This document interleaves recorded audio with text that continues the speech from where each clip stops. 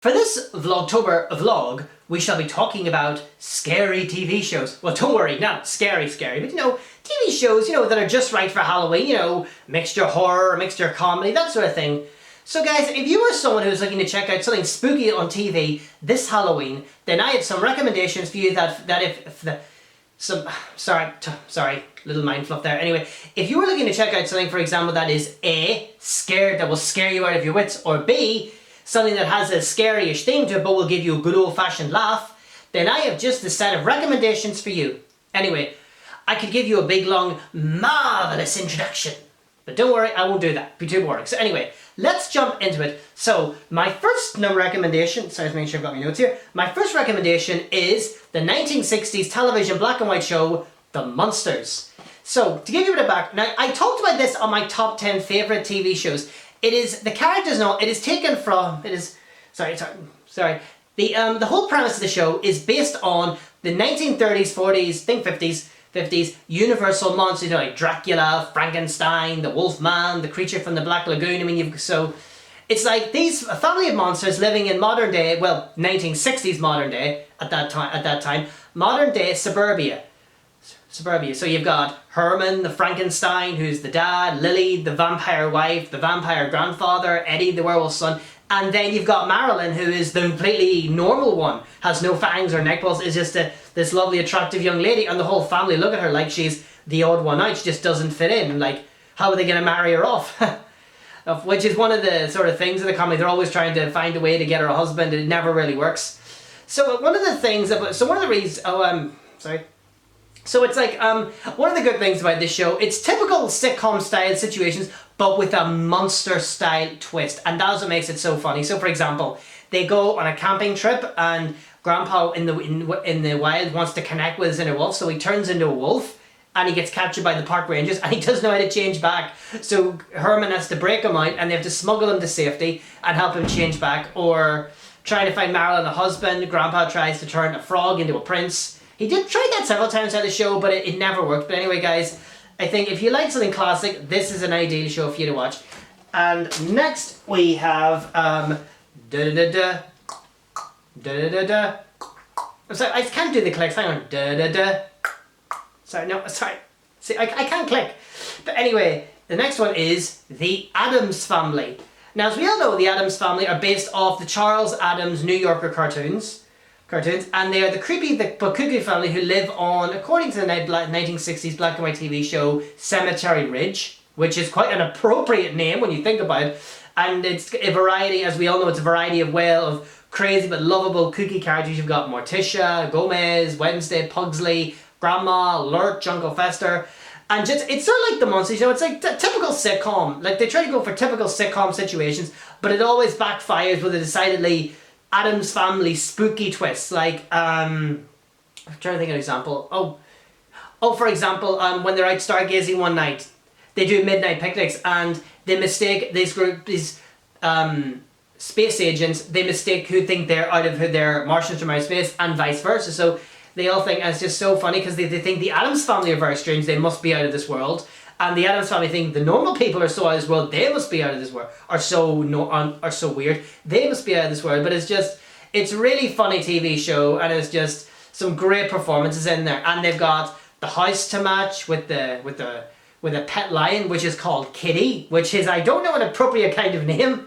But anyway, the next one I want to recommend is, and of course I'm sure a lot of you have seen this one, and that is American Horror Story. Now, as we all know, you all know, that is an anthology series, and it's a really good one. It's like, it has a different setting, different dark twisted setting each time. Like, so season 1, Murder House, season 2, Asylum, season 3, Coven. Season 3 was awful, by the way, I hated it.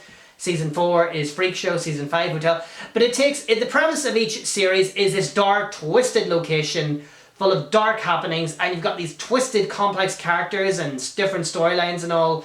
Like, for example, in Freak Show, what is it? Like, for example, in Murder House, the family are trying to live normally in this house so tinged with tragedy and murder and ghosts, and eventually they all die. Sorry for the spoiler, but that sort of thing. And you have a variety of, like, fantastic performances from, because different actors return to play different roles in seasons. You've got Jessica Lange, Sarah Paulson, or Kathy Bates.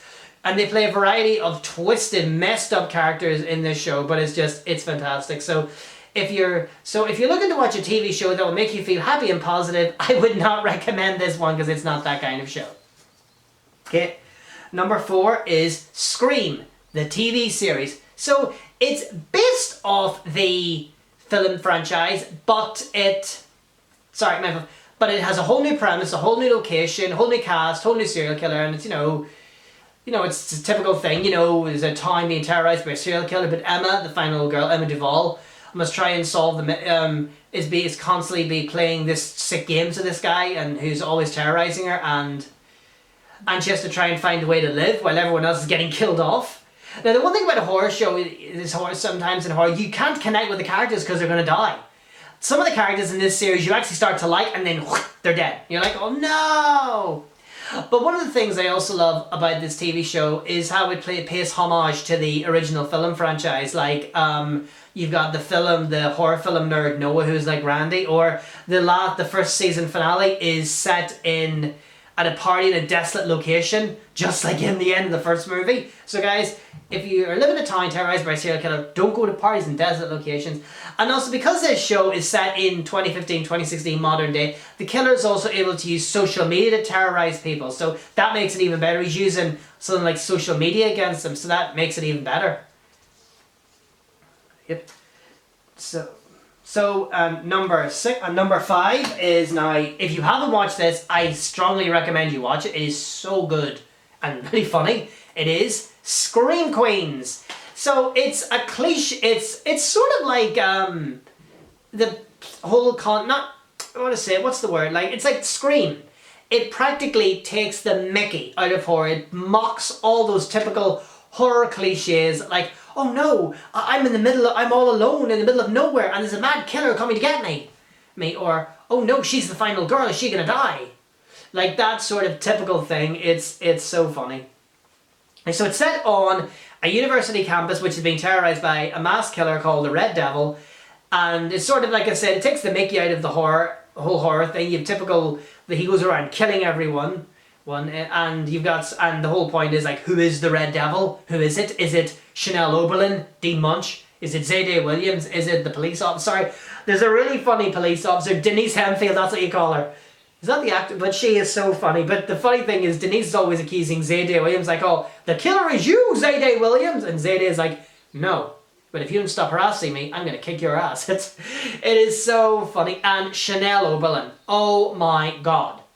She is like the queen of Mean Girls. So, I'm sorry Regina George, but Chanel Oberlin is the Mean Girl queen. Or no, a goddess among Mean Girls. She's got that designer, that perfect designer, that designer wardrobe. Like, she wears a lot of amazing designer wardrobe, and she has that bitchy princess attitude to match. She's never nice to anyone, so if you think that if she's a character who's going to, by the end of the show, sort of realise she's too mean, she's going to start being nice, then sorry, not going to happen. She is so self-involved, so up herself, but she's like a goddess among Mean Girls, and her one-liners are so funny. Like, I'm trying to think of her, and it's just so, she is so funny. Like I said, she's got the attitude and the wardrobe to match. Like, she is the queen of Mean Girls. Absolutely. Okay. And last but not least is it, and this one, it is on, sorry, I meant to keep saying where are these available. Some of these I'll actually get at the end of the video. This one is on Netflix. It is The Haunting of Hill House. It's based off the novel by Shirley Jackson, but sort of goes its own way in a different kind of story. So it's like, it's mystery, horror and all, like it's set between the past and the present, a family and a happy family, husband and wife and kids move in this big spooky old house. And events happen that rip the family apart. The mum dies and the kids become completely messed up. And so as grown-ups, they all try to remember like what happened in Hill. But sorry, what started it off is young Nell, the youngest in the family, commits suicide. It's all about why did Nell kill herself, like and she actually kills herself in Hill House. Sorry for the spoiler. And the whole thing is what drove her to it. Why did she do it? What is the secret of Hill House? What is the mystery? What do all the spirits want? What goes on? Is it haunted? Is it not haunted? Well, we all know it's haunted. But it's so good, and the whole family they're so dysfunctional. But the whole thing is, all the disaster, all the horror, sort of, it pushes them back together. It's sort of, that's the whole horrific situation. It merges them all back together as a full family. So it's sort of like, and there are moments that will actually make you cry. Like, it's a horror series that plays on our emotions. It's not just all scare. It is a heartfelt aspect to it, which I think is really well written. There is also a new sequel series, it's like anthology, whole new location, called Bly Manor, which is more a gothic style romance, but it's not as good. But Haunting of Hill House, I think, was better. So anyway, guys, that is my top 10. So anyway, my top 10. Sorry, that is my set of horror and Halloween TV show recommendations for you. Some of these are available on Netflix, some on DVD. So I strongly suggest you check them out. And anyway, guys, thanks for checking out this video. Bye.